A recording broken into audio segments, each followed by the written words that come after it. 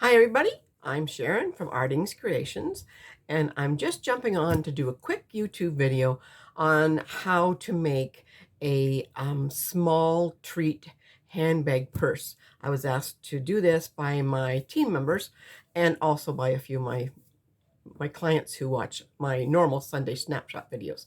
So hang on in with me. It's very simple, very easy, and you can get really creative with it. So I'll just turn the camera down and we'll get started. Okay, so this is what we're going to be making today. I can't really show you from this angle because it doesn't show up very well, but it's a cute little handbag with two little handles and a closure in the front. And I've got maybe 6 of those little Easter eggs in there, but you could put a couple of smaller chocolate bars. You could actually put a lip gloss in there. And I think these would make really good shower favors. Or maybe wedding favors, but it's more for a girl than for a guy. So a shower or an anniversary, any kind of little favor where you want something at a party. And what's nice about them is that you can just make them any color you want, and you can get creative with them. And these are made from actually just 4 pieces of paper and 1 6x6 piece of patterned paper. So very quick and very easy, just a little bit of scoring and a little bit of cutting. So let's get started. So what you need is a 6x6, a piece of 6x6 patterned paper, preferably patterns that go in any direction, but you can use a directional pattern as long as you pay attention to how you do your scoring and your cutting, and you'll see when we go to fold that what I mean. So you need a 6x6 piece of paper. You need a coordinating piece of cardstock that is 1 3/4 by 2 1/4, and you need 2 pieces of cardstock, or you can use your DSP, whatever you want.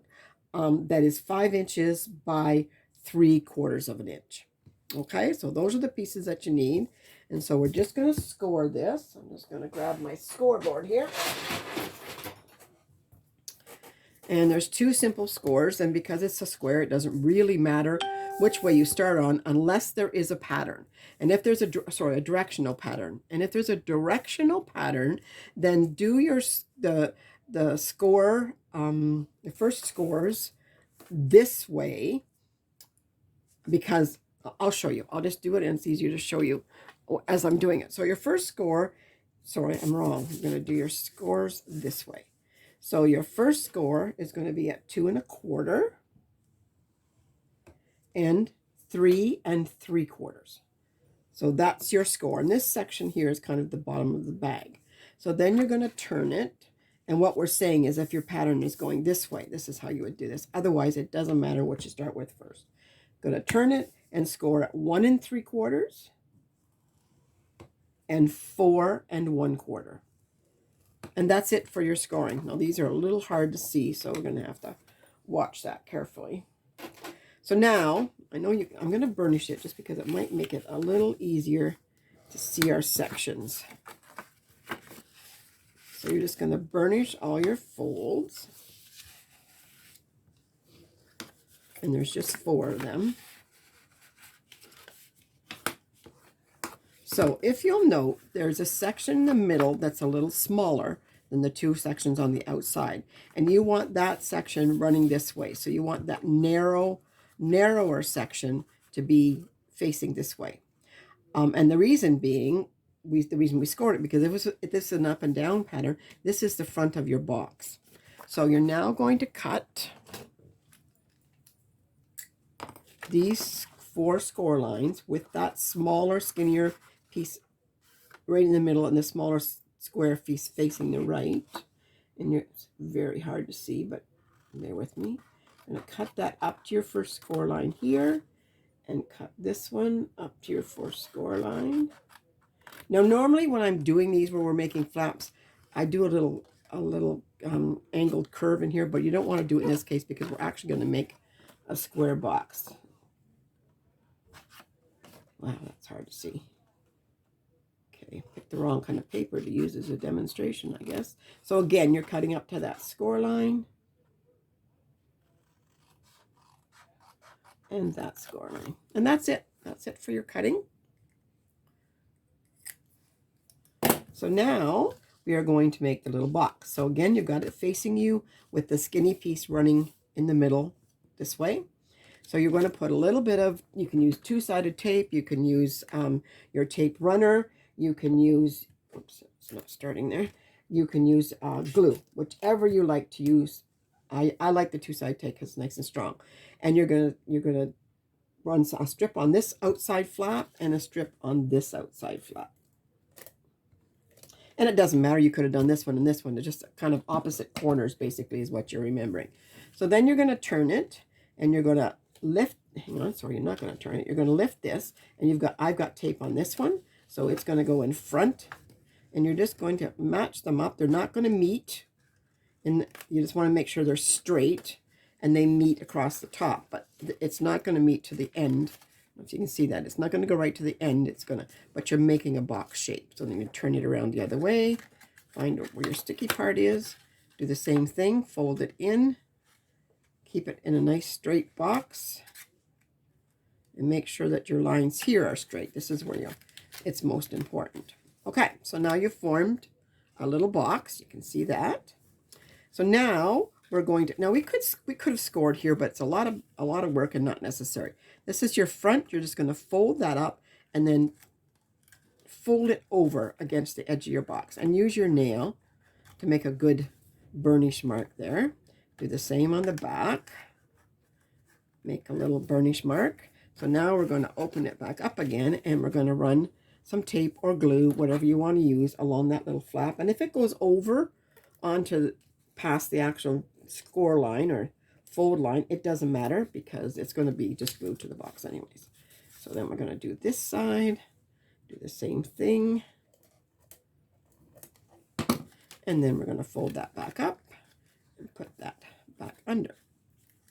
So now you've got the base of your purse. Now when we make the other bags, the ones that look like milk cartons or whatever, we use our fingers to push this in. In this case, we're going to do the opposite. We want it to come out to give it that purse shaped shape. So you're going to squeeze the bottom of the box and kind of towards itself. A little bit of pressure. You don't need a whole lot of pressure. And if it pops in, you can pop it back out again. But you just want that kind of ovally shape to that. Okay, so that's the base. So now we're going to take our 2 1/4 by 1 3/4 piece, and I want to round 2 of the corners. I'm just going to bring in my little, I like to use my envelope punch board to do the corners. You can use whatever you have, a corner rounder that you have. Okay, so just to make this interesting looking, I'm going to do a little bit of stitching on here. What do I have? What? And I coordinated this with the colors that were in here. I think we'll just use white on this one. So I have a, excuse me while I grab my white gel pen in here somewhere. There it is. Oh, that's the silver one. I have a white one. Sorry, I should have had this out already. There it is. Oh, you know what? I've probably got it packed away somewhere to do my, so we're going to use black. Black will work as well. I've got it packed away to do my Sunday snapshot this afternoon, so it's got everything made, ready to go. You're just going to do little stitch lines.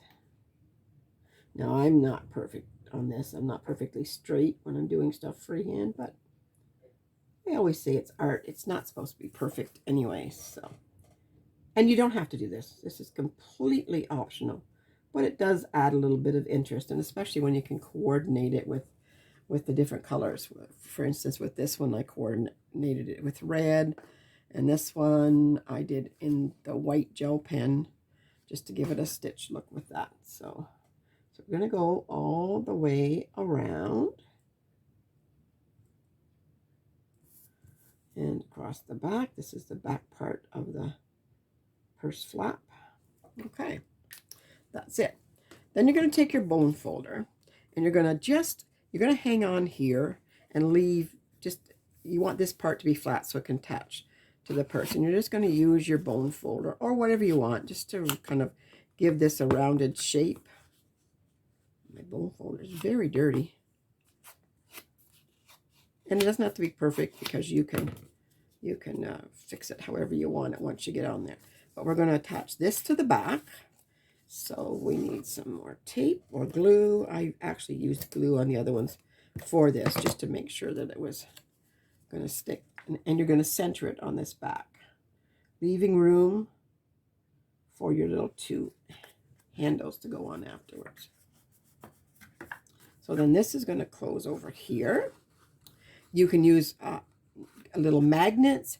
You can use Velcro. You can use whatever you like to close up. But in my case, this is just like a one-time little, they're going to open it, eat the chocolates, and probably not close it again. So I just used a couple of glue dots. And I just put them right on there. One more.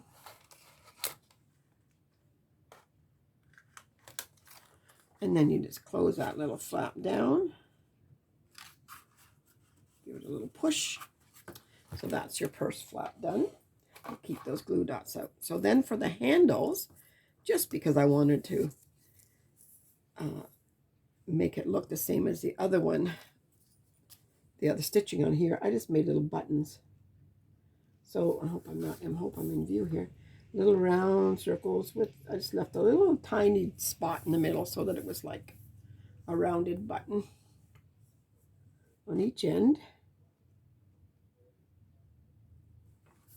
If you want to get fancy, you could leave two little circles, and then you'd have like two parts where the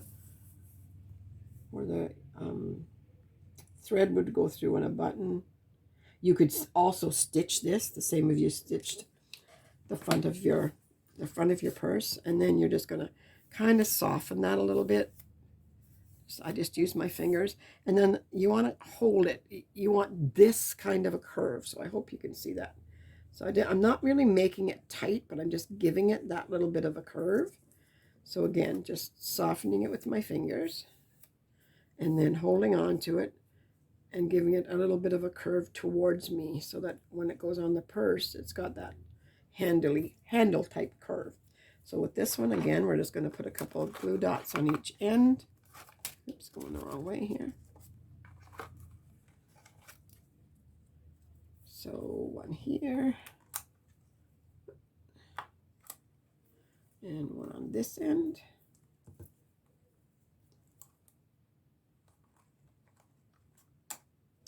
And we'll do all four over here.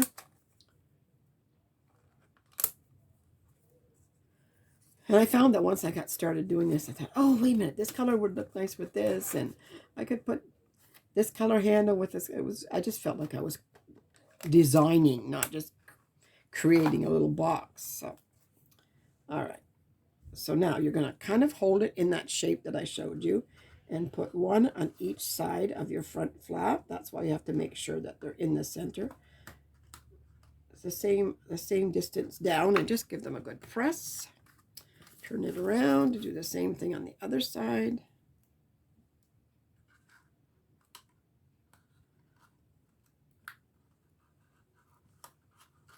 And there you go. So there's your little purse. Now we just need to make a little closing on it. And I have a few little things that we can use. You could use a pearl. You could use